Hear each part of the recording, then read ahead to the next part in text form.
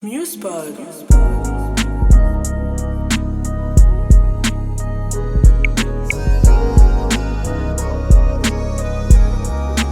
Musepod.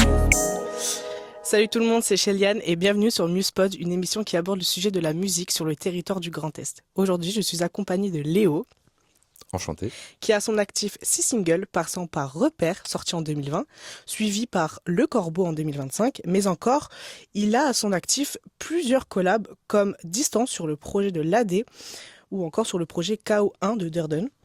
Et en 2020, tu nous as sorti ton premier album, Sous le ciel, composé de 12 morceaux. C'est exact. Tout d'abord, merci d'avoir accepté mon invitation. Merci Ça me à fait toi. plaisir. Pour débuter cette interview, j'aimerais te poser une question des plus banales. Euh, Quel a été l'événement qui t'a poussé à écrire pour faire du rap? Alors, l'élément déclencheur, en vrai, c'est premièrement, on va dire que beaucoup de gens aiment la musique. Moi, j'aime beaucoup la musique, je la ressens au plus profond de moi, on va dire. Mhm.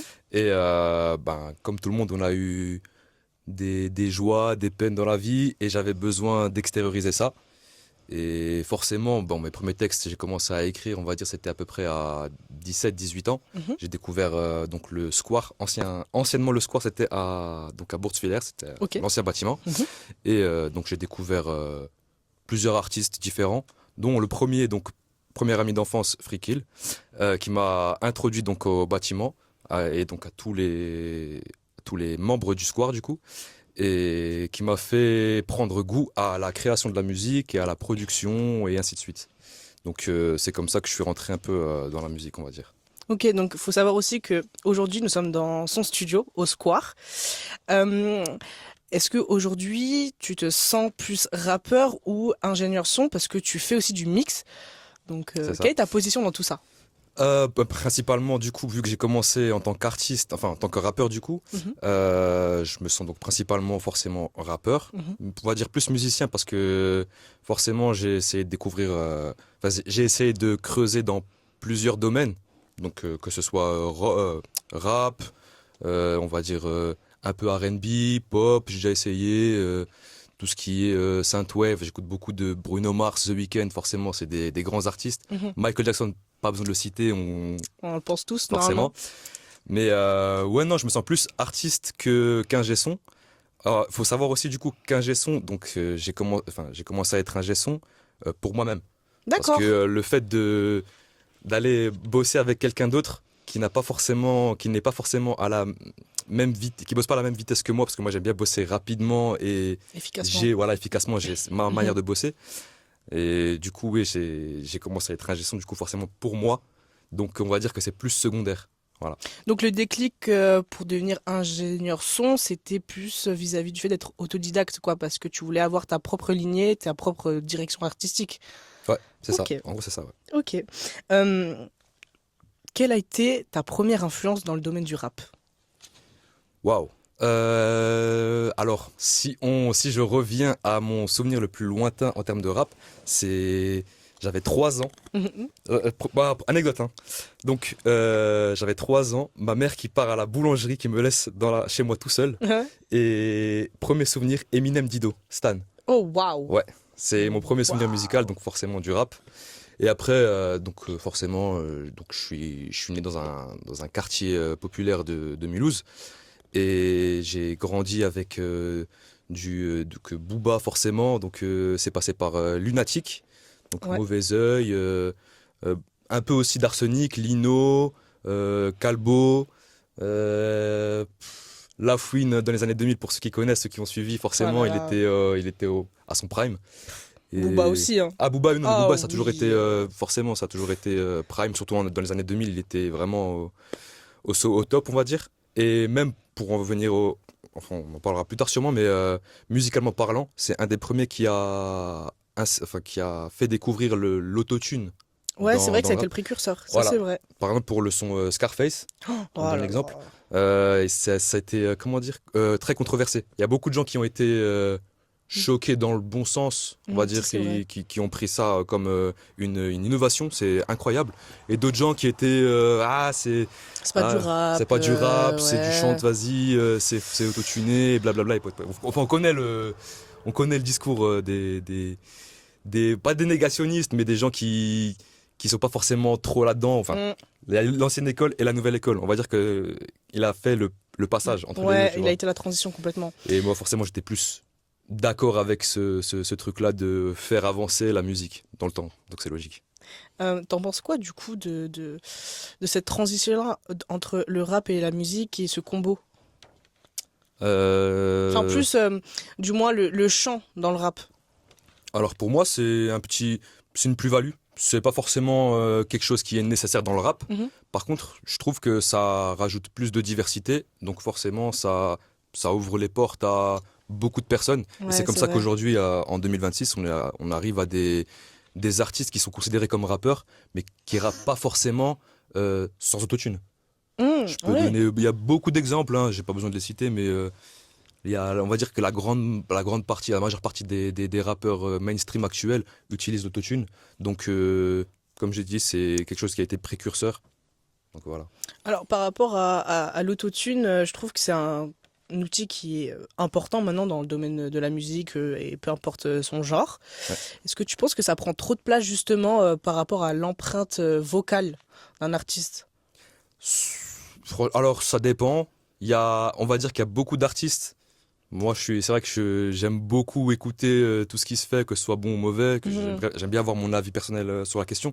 Mais alors, on va dire si un artiste sait bien l'utiliser, par exemple, je vais donner un artiste américain, mais T-Pain, Mm. c'est pareil, ça a aussi été un des premiers à avoir ramené l'autotune du coup, enfin avoir démocratisé l'autotune. Bien Pour sûr. moi, ça reste un outil de musique, donc non, pour moi, ça va pas forcément dénaturer le rap en soi, on va dire. Mm. Après, oui, considérer un artiste qui utilise 100% d'autotune comme un rappeur à 100% à plein temps, on va dire, c'est pas quelque chose que je pourrais affirmer, mais c'est pas non plus quelque chose qui est dérangeant en soi. À Mm. moins que vraiment on a un artiste qui massacre le truc, quoi. Mais sinon, non, en général, comme je dis, c'est un outil qui peut être utile. Donc voilà. Est-ce que toi, tu utilises l'autotune Oui, pour oui, oui, ah tes oui. propres... Oui, oui, oui, ça m'arrive. Bah forcément, quand pour le prochain projet qui sortira, qui s'appellera Exit. Bon, voilà, je spoil un peu.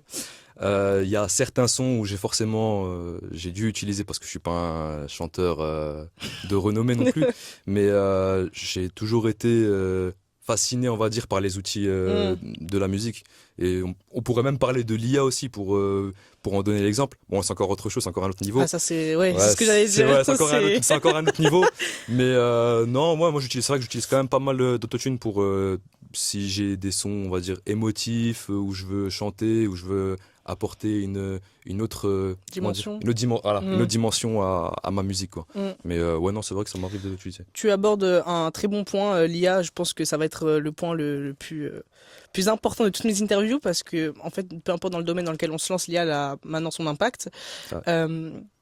Qu'est-ce que tu penses de l'IA maintenant qui fait des musiques, si je peux appeler ça comme ça? Je sais pas trop comment Oui, oui, c'est placer. de l'IA qui compose, ouais, carrément. Ouais. Est-ce que tu penses à un moment donné que ça devient limite grave parce qu'on sait plus déterminer si c'est de l'IA ou pas, en fait? Ah bah, on a eu beaucoup d'exemples dans la musique maintenant. On peut regarder des musiques qui sont à des millions et des millions de streams Mm. qui ont été générés à 90% avec l'IA. Ah, Donc, par contre, ça c'est terrifiant. ouais, Ça, c'est terrifiant. et surtout le fait de ne pas forcément s'en rendre compte, c'est Ça- encore plus terrifiant, oh. c'est vrai. Parce que là encore, on est en 2026, alors on a déjà fait une grosse avancée. Si je compare au début, c'est vrai que c'était un peu plus. On a le site qui s'appelle Suno, si je dis pas de bêtises. Mhm. Outil de composition, tu promptes ce que tu veux, ça te sort une prod, des paroles, même si tu veux écrire des paroles, maintenant tu utilises ChatGPT, et écris-moi à la manière de Rof ou à la manière de Lacrim ou peu importe.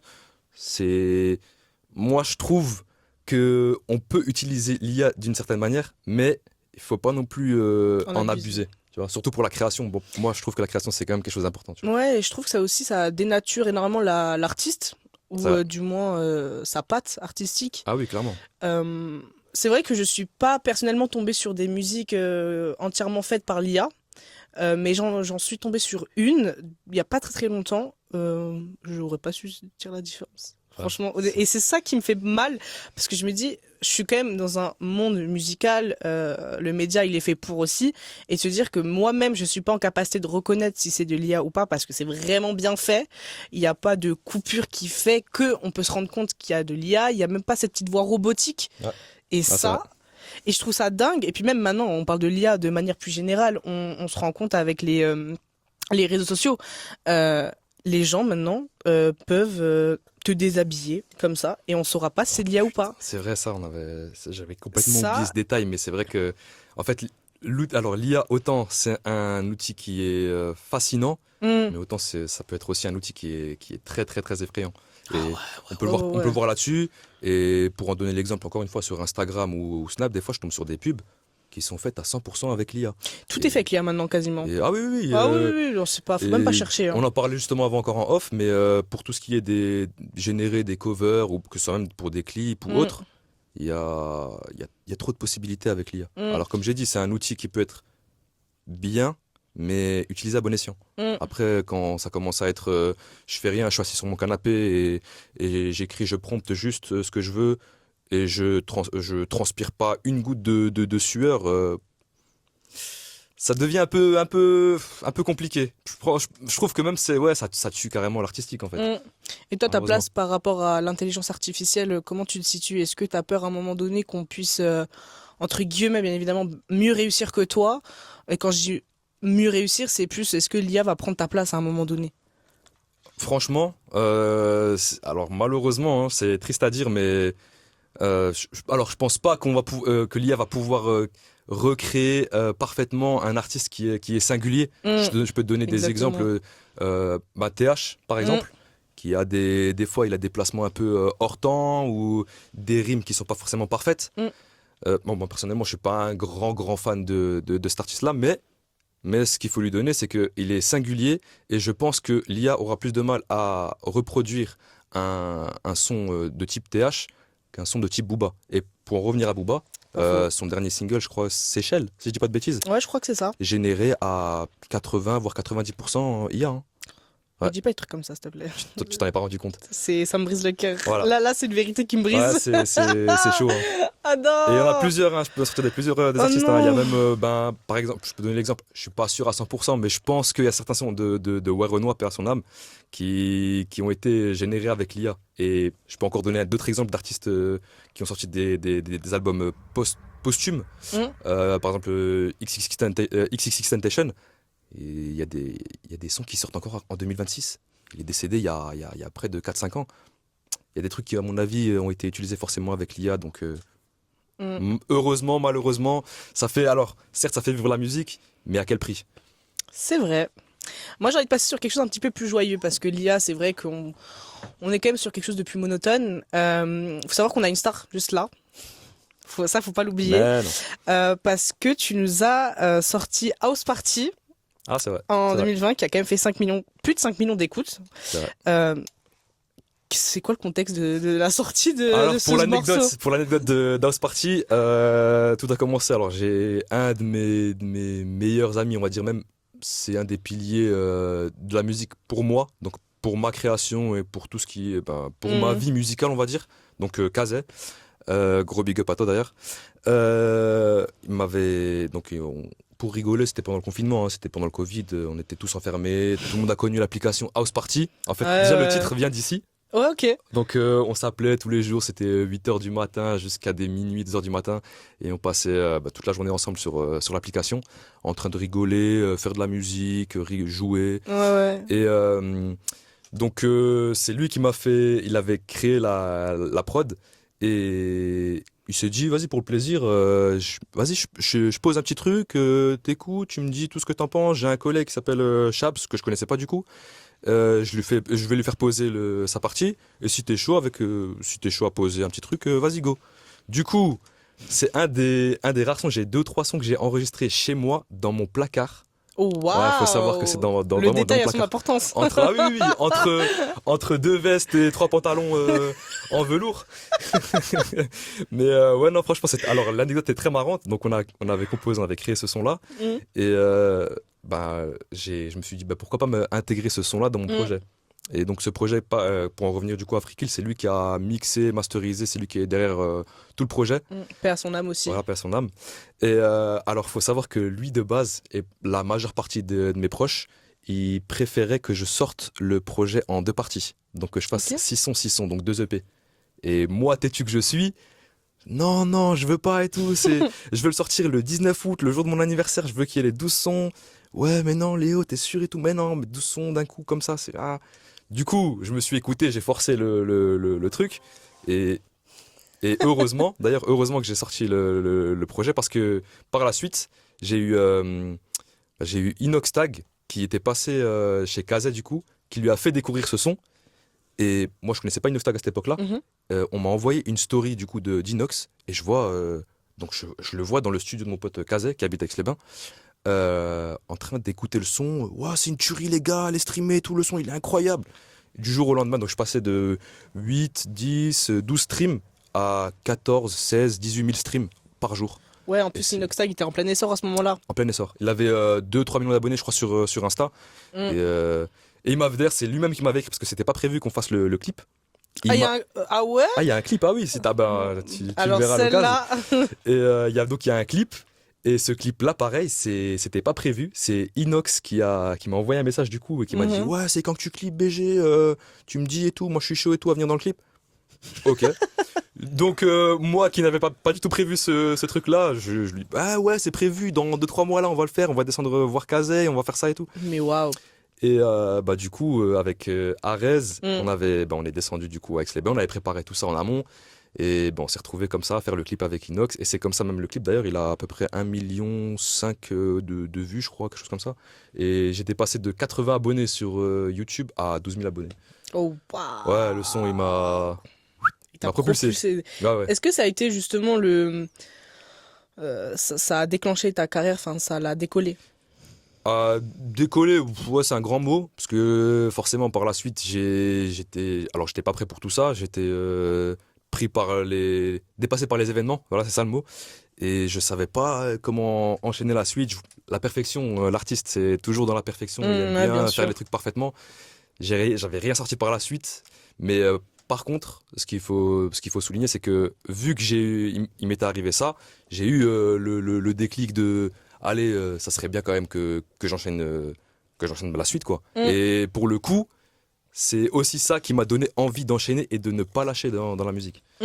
Voilà. Ouais, mais c'est justement parce que contrairement à d'autres artistes, tu es beaucoup moins sur le devant de la scène. C'est vrai. Que ce soit la scène en elle-même ou même sur les réseaux sociaux, on te voit pas énormément. Est-ce que c'est un choix ou est-ce que c'est justement quelque chose que tu n'avais pas forcément prémédité? Alors, c'était pas forcément prémédité, par contre, excuse-moi, attends, je fais, hop. Alors, c'était pas quelque chose que j'ai décidé. C'est plus vu que je suis devenu ingé son et que j'ai Mhm. commencé à enregistrer d'autres artistes et donc à m'occuper d'autres artistes, Tu t'es effacé. je me suis un peu effacé. Ouais. Moi, on va dire que je suis un peu altruiste sur les bords. Mm. J'aime beaucoup m'occuper des autres. Là, en l'occurrence, actuellement, je m'occupe beaucoup de Durden, Mm. donc de son prochain projet qui arrive, Mike et Cam. Restez branchés. Mais c'est vrai que ouais, par rapport à ça, j'ai beaucoup. Enfin, je me suis perdu, on va dire, Oh, ouais. dans le truc. Par contre, j'ai jamais lâché pour ce qui est de la musique. J'ai préparé beaucoup de projets. J'ai eu des soucis forcément. Mon AC nordique a cramé. J'ai perdu 5 ans de musique. Donc je me suis retrouvé à repartir de zéro. Et ça, c'était très difficile Mm. à encaisser, on va dire. T'as Voilà. pas. C'est bien sûr très dur à encaisser et surtout à refaire. Mais faut se le dire. Est-ce que t'as refait les mêmes morceaux ou justement tu t'es dit, bah, il a cramé, j'ai le seum, entre guillemets. Euh, on refait tout, mais on repart vraiment à zéro, même en termes de direction artistique. Alors ouais, bah, je t'avais fait écouter quelques Mm. sons. C'est vrai que si on compare l'album Sous le ciel de 2020 au prochain que je vais sortir, c'est le jour et la nuit. Là, Ok. pour le coup, Sous le ciel, c'est même pas forcément un album rap. Je considère ça comme un album de musique. Mais là, pour le coup, le prochain projet, ça sera vraiment un album rap où je me suis, on va dire, redécouvert une nouvelle patte, Mhm. en vrai. Et bah, c'est une bonne chose en soi, hein. C'est comme ça qu'on se forge, un artiste se forge aussi, c'est avec les hauts et les bas. Et, sans faire de jeu de mots avec Léo, du coup. Mais non, pour le coup, c'est vrai que Ah, ça a été quand même compliqué à encaisser, mais heureusement, on va dire que j'ai pas lâché. Ouais, t'as Je suis rebondi. ouais, voilà. On va un petit peu parler de cet album qui est vraiment super cool à écouter, que je vous invite vraiment à aller voir sur Spotify. Raconte-nous, enfin, dis-nous quels sont les thèmes principaux de cet album, sans en dire trop pour laisser un petit peu de surprise aux Ok, auditeurs. donc pour le prochain. Non, pour Sous le ciel. Ah, pour Sous le ciel. Oui. Après, Waouh. après, si tu veux nous sortir des petites exclus. Sous le ciel. Alors pour Sous le ciel, en soi, je voulais juste proposer plusieurs styles de musique. C'est comme tous les artistes, ils aiment bien montrer, je sais faire ci, je sais faire ça, Ok. je sais faire beaucoup de choses. Donc non, c'était plus une espèce de carte d'identité. Après, maintenant, avec le temps, en le réécoutant, moi personnellement, j'arriverai même pas à le réécouter parce que forcément, ça sort de moi-même. Ouais, Et ça fait 6 ans maintenant. ça fait 6 ans et l'album a quand même beaucoup vieilli et je trouve que actuellement, ça me reflète plus vraiment. Mais de toute façon, avec le prochain projet, vous verrez bien la différence. Toi, pareil, tu verras bien la différence. Mais non, pour le coup, Sous le ciel, c'est quelque chose qui me représentait en 2020, qui était, ouais, que me représentait quoi. Vraiment, pas de ligne directrice, on va dire. C'est plus ce que je kiffais et beaucoup d'écoute de mes proches, forcément, qui m'ont donné leur avis sur la question. Voilà. Alors parlons justement de ton prochain projet, sans trop en dire. Quels sont du coup les points principaux? Alors, le prochain projet, pour en parler sur les grandes lignes, on va dire, c'est. Alors, moi, je suis quelqu'un qui fait beaucoup de rêves et beaucoup de cauchemars. Je m'en souviens, bon, elle est témoin, je lui ai déjà raconté tout type de rêves et tout type de cauchemars farfelus. Encore avant, je lui en ai raconté. Mais j'ai voulu, entre guillemets, retranscrire. Il y a beaucoup de références à. Moi, j'ai grandi avec beaucoup de jeux d'horreur, Play 1, Play 2. Forcément, je suis un gros gamer, j'aime beaucoup. Tout ce qui est les jeux quoi, j'ai toujours été là-dedans en fait et donc j'ai voulu retranscrire certains de mes cauchemars en musique et après ouais on va dire que c'est plus creusé, plus profond, beaucoup de sons introspectifs et tout en gardant quand même cette patte. J'ai quand même voulu garder cette patte de Sous le ciel parce que c'est beaucoup chanté, il y a beaucoup de chants, enfin Exactement, beaucoup d'autotune ouais. du coup pour le coup, mais j'ai quand même voulu garder cette patte-là. Et en l'occurrence, il y a même un son à l'intérieur où j'ai voulu revenir entre guillemets à mes racines. Je le ferai écouter à l'occasion. C'est quelque chose qui me tenait à cœur. Donc non, franchement là, ce projet pour le coup, ça sera ma vraie carte d'identité. Si je devais le comparer d'ailleurs à un projet rap français, je dirais SCH A7. Mon projet donc Waouh. Exit. Ok. Ça sera mon A7 d'SCH. Oh waouh. Alors attention parce qu'il y a beaucoup d'attentes là. Ah mais il n'y a pas de souci, attention. je suis serein là-dessus pour le coup. Ça fait quand même 1 an et demi que je suis sur Ouais, ce projet-là. ouais, Donc, ouais. Et je donc, trouve ouais. ça dingue. Et surtout, moi, j'aimerais un petit peu plus être pointueuse vis-à-vis de ce prochain projet. Entre, du coup, ce premier album, Sous le ciel, et celui que tu vas nous sortir. Est-ce que ta manière d'écrire a changé? Ah oui, clairement, là, elle a beaucoup, beaucoup, beaucoup changé. Alors, ça passe du coup, comme j'ai dit, par le fait de faire beaucoup de cauchemars et beaucoup de rêves. Et c'est comme tous les métiers. On commence, c'est comme un boulanger qui va commencer dans le métier.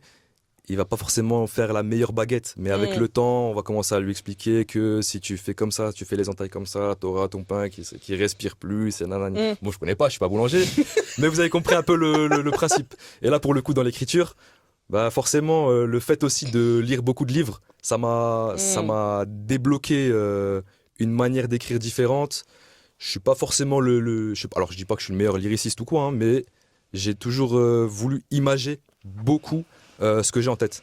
C'est mon truc, c'est retranscrire les choses que je vois et que je ressens en musique.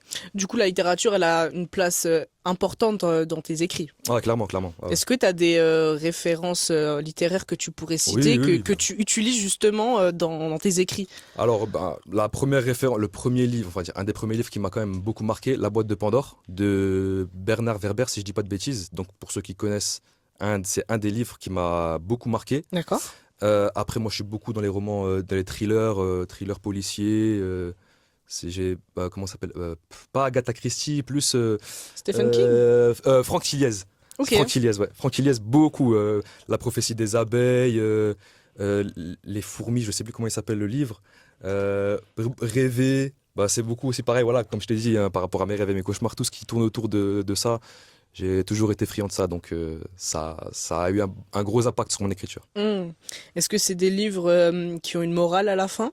Oui, en général, oui, oui, toujours. C'est un peu comme, on va dire, un peu comme tous les livres, un peu comme tous les romans, on va dire. Après, Oui. oui, j'aime pas lire juste pour lire, prendre un livre et comme attention, alors comment dire, je sais plus comment on dit, mais par exemple le livre, je l'ai ici, je crois d'ailleurs.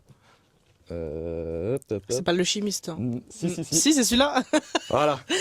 Celui-ci, pour moi, L'Alchimiste, j'ai pas été. Alors, il est bien le livre en soi, hein. Je peux comprendre qu'il a été un best-seller pendant un moment. Paul Mais, Coelho, on rappelle. exact, Paul Coelho, écrivain brésilien. J'ai pas été un grand friand de ça. Mais comme j'ai dit, je suis pas, comment dire, je vais pas suivre forcément la majorité des lecteurs. Après, je suis pas non plus le plus grand lecteur de livres. Mais comme je t'ai dit, moi je suis beaucoup dans les thrillers policiers, les histoires un peu folles, qui ont une morale à la fin. C'est fort. D'ailleurs, pour en revenir du coup à Franck Tilliez, le livre Puzzle, que je conseille aussi fortement, incroyable. Depuis tes débuts dans la musique, dans le rap, dans le mix, peu importe où tu veux te situer dans cette question, ta vision aujourd'hui de la musique, est-ce qu'elle a changé entièrement par rapport au tout début? Ou est-ce que justement tu as gardé une ligne directrice avec des détails que tu as peaufinés ou que oui, bah du coup tu as changé? Je dirais que ouais. En fait, elle a quand même un petit peu changé. Hmm. Dire l'inverse, ça serait quand même un peu mentir, mais ouais, elle a un peu changé. Ben, déjà dû au fait qu'avant ça, donc en 2020, je lisais pas forcément de livres. J'étais pas forcément là-dedans. Hmm. C'était plus vraiment juste la musique. C'était plus du spontané, on va dire. Maintenant, quand je reprends quand je vois la manière de comment je bosse ma musique, c'est vrai que c'est plus recherché, c'est plus approfondi. Je me casse beaucoup la tête. Comme j'ai dit, l'artiste perfectionniste, c'est quelque chose qui est récurrent dans la musique. Et là, pour le coup, dans mon cas, moi en tout cas, c'est réel. C'est vraiment quelque chose qui a changé, on va dire, ma manière de voir la musique, que ce soit pour ma musique à moi ou même pour la musique des autres, hein. Mm. Mais ouais, en soi, ouais, ma manière de voir la musique, elle a beaucoup changé quand même. Mais quand tu écris, est-ce que tu écris sur une prod ou sans prod? Non, en général, j'écris quand même la plupart du temps sur une prod. Ça m'arrive des fois de sortir, de me poser, d'aller, je sais pas, au sommet au grand ballon, montagne, Mm. me poser et juste respirer l'air et réfléchir. Et des fois, il y a des idées qui me passent par la tête, je les écris, mais en général, vu que je compose aussi, j'aime bien composer et derrière avoir les idées qui me viennent derrière. À quoi ça me fait penser, quels moods enfin, qu'est-ce que ça m'apporte, comment je me sens par rapport à ces mélodies-là, par rapport à ces rythmiques-là. Donc c'est clair que si je vais commencer à écrire sur un son boom bap et je vais écrire sur une prod deep house, ça va pas forcément être le même sentiment, la même émotion, Mm. ni la même écriture. Bien sûr. Je vais avoir, on va dire que sur un boom bap, je vais forcément plus me casser la tête sur, pas la rime, mais sur le sens des mots. Là, en ce moment, c'est beaucoup les multisyllabiques. Pour prendre l'exemple de Lim Sadolnay, pour moi, un des meilleurs artistes en termes de rimes et de multisyllabiques, les placements, comment ils sont faits, c'est très fort. Je trouve que c'est très fort. Et pourtant, il y a 4-5 ans, j'étais pas du tout là-dedans. Vraiment pas. Alors, tu sais que bah, c'est ce que je te disais avant, enfin en off. Moi, je me suis réconciliée avec le rap il y a, je pense, 2 ans à peu près. Parce que de base, je suis quelqu'un qui est très friande du rock, de la tech, de l'art techno, du reggae, beaucoup de reggae, de la pop. Mais le rap, j'ai eu beaucoup de mal. Au lycée, jamais de la vie, tu me faisais écouter du rap. Mais jamais de la... Et il fallait me voir. On parlait de Nino, on parlait de qui? Ouais, même Booba, alors que j'ai toujours kiffé Booba ou La Fouine. Impossible. Maintenant, Waouh, ok. maintenant, vous ouvrez ma playlist, déjà il y a de tout. On peut passer sur des sons Bollywood à Boulby. Vraiment, il n'y a, Ah, aucune... bah. y a aucune transition, hein. Bah, il y a juste le B qui. Il y a juste la même lettre, quoi, c'est tout. Mais vraiment, mes musiques n'ont aucune transition et je pense que c'est ça aussi qui fait la beauté et la richesse de mes connaissances dans la musique, si je peux me permettre. Ah, c'est vrai. Et ouais, bah ouais, et puis surtout que je suis très contente de côtoyer des gens de manière générale parce que bah, personne n'a les mêmes styles musicaux. Personne. Tu trouveras rarement quelqu'un qui a la même playlist Bah, Spotify. c'est Enfin, impossible. Franchement, la mienne, elle me fait peur. Encore aujourd'hui, je me suis tapé 1 heure d'écoute comme ça, aléatoire de ma playlist, hein. Des likes, impossible. Je sais pas comment je fais dans la voiture, faut voir, je ne trie pas. Voilà, c'est mon défaut, mais c'est pas grave. Mais après, pour rebondir là-dessus, sur ce que tu dis par rapport aux différents styles musicaux, Ouais. faut quand même souligner que dans le rap, il y a, on va dire que pour les gens qui aiment, qui ressemblent les sons, Mm, en général, pour ce qui est par exemple du boom bap, mm. on voit beaucoup d'artistes qui ressemblent des sons qui n'ont rien à voir avec le rap. Ça peut être de la funk japonaise, ça peut être de la C'est musique vrai, ça. Bollywood. Il y a tellement de possibilités en fait. Ouais, ça c'est vrai. Et puis même, je trouve qu'aujourd'hui, le rap, il a même évolué dans l'écriture et même dans la forme avec la trap, de la drill. C'est vrai. Je sais pas qui a vraiment été le précurseur de la drill en France. Est-ce que ça serait Ziak, par exemple? Parce que je sais que Ziak Eloy, il en a fait beaucoup. il a été en grande partie un des précurseurs. C'est un peu comme, pour prendre l'exemple de Kekra, c'est un des premiers à Mm. avoir ramené la two-step Ouais, en c'est France. vrai. Tu Ouais, vois. ouais, c'est pas Parce faux. que la UK, enfin la drill du coup, Ouais, la drill. c'est, Ok. ça a été, bah oui, du coup, bah pour le coup, en parlant de UK, donc d'Angleterre, ça a été, ils ont été les premiers, je crois, si je dis pas de bêtises, à avoir ramené la drill du coup, Mm. avec la drill de New York aussi, Pop Smoke, perd son âme aussi. Et non, un des premiers, oui, il me semble que c'est Ziak, si je dis pas de bêtises, On à l'entend avoir. plus beaucoup, hein. Il a arrêté ou pas? Dites-moi, En parce 2026, que en 2026, malheureusement, la drill, pour moi en tout ça se cas, perd, ouais. c'est plus d'actualité. C'est un peu comme la jersey. Ça a duré. Même pas la jersey, c'est encore plus. C'est encore autre chose parce que la jersey, ça a duré même pas un an. Ça a été très, très, très éphémère pour le Ah coup. ouais, moi je trouve que ça reste encore un petit La peu. jersey? Ouais. Enfin, il y a des sons qui restent encore, quoi. Après, ça se fait moins. Oui, actuellement, moi je parle vraiment en termes De faire. De faire encore, ouais, Ouais, tu vois. d'accord, oui. Donc se faire, Alors, oui, là, mais alors, ça n'existe même plus, en termes presque. en termes d'emprunt musical, Ah non, c'est vrai que ça a été là pendant un moment. Mais par contre, ça a été là pendant un court instant, tu vois. C'est la trappe qui est restée. La La trappe trappe, elle a avec toujours été restée. MHD. Non, alors MHD Afro Trap. Et Ouais. la trappe si on prend la trappe pure française, un des précurseurs, Caris Or Noir. Ouais, bah oui, bah oui, bah ouais. Pourquoi j'y ai pas pensé? Pour moi, oui, le meilleur projet album français, tout confondu, Caris. Caris Or Noir. Après lui, il y avait, Caris. forcément, il avait, c'était artiste 9 de I, où il a signé. Donc c'était Caris, Damso, C-Boy, artiste mulhousien pareil, du coup, qui a ramené beaucoup, d'ailleurs, qui nous manque à la musique. Reviens s'il te plaît, frérot. Mais, Juste ici. Ouais, juste ici, t'as une petite place, t'inquiète. Et pour clôturer cette interview, quel est le son que tu écoutes le plus là actuellement? Waouh. En voiture, en train de manger, aux toilettes, tout. Dis-nous. Alors, ça va être fou ce que je vais dire, mais pour ceux qui connaissent Canet Pixel, celui qui a créé ça n'a rien à voir avec la musique, hein, mais celui qui a créé le principe de Backroom, il a créé des projets, il a fait des projets musicaux qui n'ont rien à voir avec le rap, hein, mais c'est juste des univers en fait qui sont très immersifs. Et rien qu'en fermant les yeux, en fait, on se voit beaucoup, je sais pas comment dire, mais j'arrive grave à me visualiser. J'arrive à voir les choses. En fait, il y a des sons, je Ok. les écoute, j'arrive à voir j'arrive à voir le son. Je sais pas comment expliquer. Je sais pas si tu vois ce que je veux dire un peu. Bon, les gens comprendront, il y en a qui Mais comprendront. c'est quoi du coup? Il y a des paroles, Non, c'est une prod, C'est pas de parole, c'est vraiment. Un C'est comme fond si je te dis. C'est comme je te dis, tu regardes un film d'horreur et derrière ils vont rajouter une bande son Ah, c'est juste ça. qui rend le truc très immersif. Et je peux écouter des sons. Je peux écouter des sons comme ça.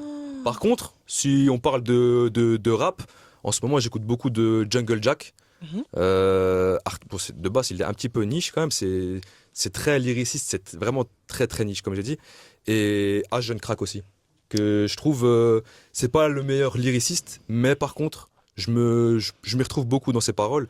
Et en termes de musicalité, c'est quand même, comme j'ai dit, c'est singulier. Moi, j'aime beaucoup tout ce qui est singularité, les artistes qui ramènent quelque chose de différent et qui font ça avec le cœur. Ino Casablanca aussi, pareil.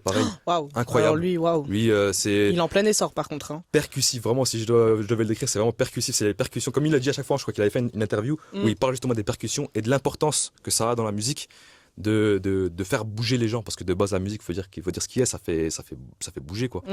Mais ouais, non, Ino Casablanca, Chief un petit peu moins maintenant. Et le son que j'écouterais le plus, waouh! Ah, c'est difficile, hein. Franchement, je pourrais même pas Va te donner voir de... sur Spotify là le son que t'écoutes Mais le je te plus. jure, même sur Spotify, je sais même pas. Where is je the sais fun? tu vois, Et on n'a même pas de prod. On n'a pas de prod pour jeter le téléphone. Je sais même pas où j'ai mis mon tel. tu vois, un fou furieux. Dis-moi qu'il est là. Ah putain, oui, il est là. Il était caché Yes. avec le clavier. Merci Riri dans les backstage, dans les backrooms. Alors, Voyons voir. Tac, tac, tac. Oh putain, mais c'est vrai, j'avais oublié Don Toliver aussi. Tu t'y perds là. Ah oui, je m'y perds beaucoup, mais pour le coup, alors oui, si on parle. Alors, le son que je stream beaucoup le plus. Non, je suis un fou. Infinite, pour ceux qui connaissent. Ah, je connais pas. Un seul plan. Incroyable. Et tu vois, cet artiste-là, il a ramené. Bon, je t'écouterai plus tard, mais c'est alors en lyrics très, très, très, très fort. Et on dit, alors quand tu l'écoutes comme ça, tu dis c'est un artiste à l'ancienne, un peu niche. Mais dans la musicalité, en fait, lui, pour moi, c'est le juste milieu. En termes de prod et de composition, c'est incroyable. Il y a rien à dire. C'est très ricain, ça sonne très, très West Coast. Et de ramener des paroles comme il le fait lui, bah forcément, quand on sait très très bien écrire, on peut poser sur tout et n'importe quoi, ça va passer. Mais lui, pour le coup, c'est quelque chose qui me tient à cœur, qui me touche. Comme là, j'avais fait 2-3 voyages. J'étais parti au Maroc et j'étais parti aux Pays-Bas et j'avais fait. Oh, super, les deux pays. Et franchement, les écoutes, c'est pas comme les autres sons. Ça me ramène vraiment dans une dimension autre. Donc ouais, pour le coup, l'artiste que je stream le plus actuellement, Infinite. Ok. Une date pour la sortie de ton projet? Ouh. Une période? Alors, on va dire je pense entre fin avril et mi-mai, parce que je vais quand même prochain son que je vais sortir, ça sera sûrement un feat avec Durden, du coup. Mais ouais, je pense fin avril, début mai, on sortira tout le projet. Donc il y aura pas mal de sons. Il y aura 5 feats, je vous dis pas. Waouh! Et alors, les 5 feats, du coup, ça sera le plus connu, donc ça sera Durden. Et pour le reste, c'est que mes prochains mois, des gens avec qui j'ai grandi dans la musique, à qui j'ai fait découvrir aussi forcément beaucoup de choses, on va dire, et avec qui j'ai avancé. Mais ouais, pour le coup, ouais, ça va être, je pense, fin avril, début mai. Je pense qu'il y aura beaucoup de gens qui vont kiffer et il y en aura pour tout le monde. C'est-à-dire que même le projet a été conçu d'une manière à ce que chaque personne, on va dire, puisse se retrouver dans au moins un ou deux sons. Super, incroyable ça va. Ouais, j'aime bien quand même. Je pense à tout le monde. Faut partager, faut pas rester dans son coin, quoi. L'homme du peuple. Oh. Ah, l'homme du peuple, c'est un peu ça, ouais. On met des petits cœurs en commentaire, s'il vous plaît. Petit cœur, s'il vous plaît, ouais. Tu peux nous rappeler le nom de ton projet comme ça? Le nom de mon projet, donc Exit, donc issu de secours. Pourquoi Exit? Bah ouais, j'ai fait la traduction comme un fou. Mais pourquoi je l'ai appelé comme ça en fait? Parce que dans mes cauchemars, j'essaie toujours de trouver la sortie. Et dans la vraie vie, c'est pareil, quand on a un souci, qu'on a quoi que ce soit, quand il y a un problème, il y a toujours une solution. La solution, c'est toujours la sortie. Donc c'était logique. Ça me paraissait logique de l'appeler comme ça, quoi. Ok, voilà. Merci beaucoup. Merci d'avoir accepté mon invitation. Merci à toi. D'avoir répondu à mes questions. Sur ces très jolies paroles, nous, on va se laisser là. Je vous dis à bientôt, bien évidemment. N'hésitez pas à streamer Léo. Vous avez les liens en barre d'infos. C'est ok. Exit dans pas très longtemps. Et n'oubliez pas de vous abonner à Muspod, s'il vous plaît. Merci. Merci à tout le monde d'avoir écouté ce podcast, d'avoir regardé cette vidéo. Abonnez-vous, likez, commentez, partagez au maximum. C'était Shellen pour Muspod. À la prochaine.